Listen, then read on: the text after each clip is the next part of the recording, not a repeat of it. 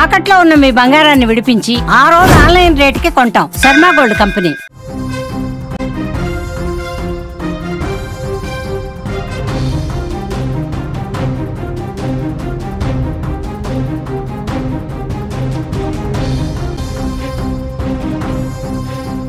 Breaking news చూస్తున్నాం. Hyderabad మియాపూర్లో road ప్రమాదం చోటు చేసుకుంది. స్కూల్ బస్ ఢీకొని స్పాట్లోనే ఒక వ్యక్తి మృతి చెందాడు. మూల మలుపు వద్ద బైక్ ను ఆ బస్ డ్రైవర్ గమనించలేదు. వేగంగా వచ్చి ఢీకొట్టడంతో అక్కడికక్కడే నాగరాజు అనే వ్యక్తి మృతి చెందాడు. మృతుడు ప్రైవేట్ హాస్పిటల్లో ల్యాబ్ టెక్నీషియన్ గా వర్క్ చేస్తున్నట్టుగా కూడా గుర్తించారు. సోషల్ మీడియాలో ఈ యాక్సిడెంట్ దృశ్యాలు కూడా వైరల్ గా మారాయని చెప్పుకోవచ్చు. హైదరాబాద్ మహానగరంలో రోజురోజుకి రోడ్డు ప్రమాదాల సంఖ్య పెరిగిపోతూనే ఉంది. రోజుకు సగటున 3 నుంచి 4 రోడ్డు ప్రమాదాలు జరుగుతూనే ఉన్నాయి. మరణాలు కూడా నమోదవుతూ ఉన్నాయి. అతివేగం, నిర్లక్ష్యం, డ్రైవింగ్, ట్రాఫిక్ నియమాల ఉల్లంఘన, మొబైల్ ఫోన్ వినియోగం, మద్యం సేవించి వాహనాన్ని నడపడం, కారణం ఏదైనా రోడ్డు ప్రమాదం కారణంగా బలైపోతున్నారు.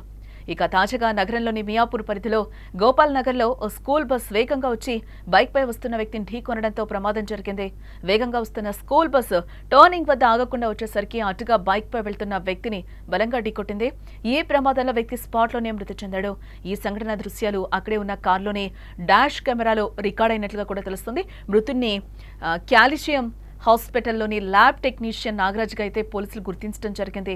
ఘటనా స్థలానికి చేరుకున్న పోలీసులు కేసు నమోదు చేసి దర్యాప్తు చేస్తున్నారు. మృతదేహాన్ని పోస్టుమార్టం నిమిత్తం కూడా ఇప్పటికే ఆసుపత్రికి అయితే తరలించారు. విజువల్ అయితే మనం క్లియర్గా చూడొచ్చు.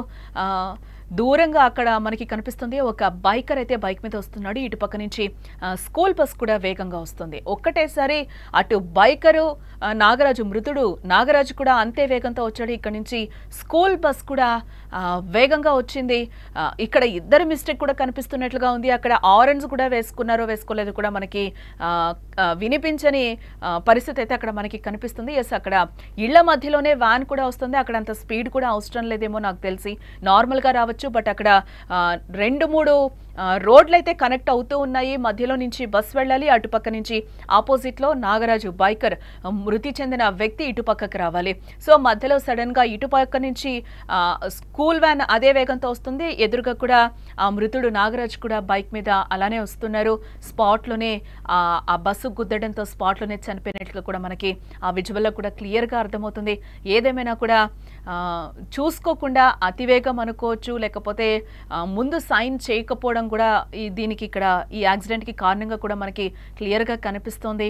సడన్గా తను అక్కడ ఆగిపోయిన పరిస్థితి కూడా కనిపిస్తుంది. బట్ ఇక్కడ బ్రేక్ వేయనట్టుగా కూడా మనకి కనిపిస్తుంది. ఎవరైతే ఆ స్కూల్ బస్ డ్రైవర్ ఉన్నాడో అక్కడ బ్రేక్ వేయనట్లుగా కూడా తెలుస్తుంది. ఎస్, వాళ్ళందరూ కూడా దిగి చూసే వరకు కూడా అతను నాగరాజ్ అక్కడికే మృతి చెందాడు. తను ఒక ల్యాబ్ టెక్నీషియన్గా కూడా అక్కడ పోలీసులు స్పాట్కి చేరుకున్నాక గుర్తించడం జరిగింది.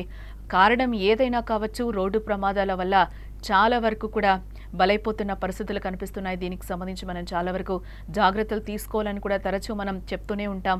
ఆ జాగ్రత్తలు తీసుకుంటూ ఉండాలి. జాగ్రత్తగా రోడ్ల మీద వెళ్ళేటప్పుడు మన ఇంట్లో వాళ్ళు చాలామంది వెయిట్ చేస్తూ ఉంటారు కాబట్టి డ్రైవింగ్ విషయంలో కూడా చాలా జాగ్రత్తగా ఉండాలి. అందరూ హెల్మెట్స్ కూడా తప్పనిసరిగా వాడుతూ ఉండాలి.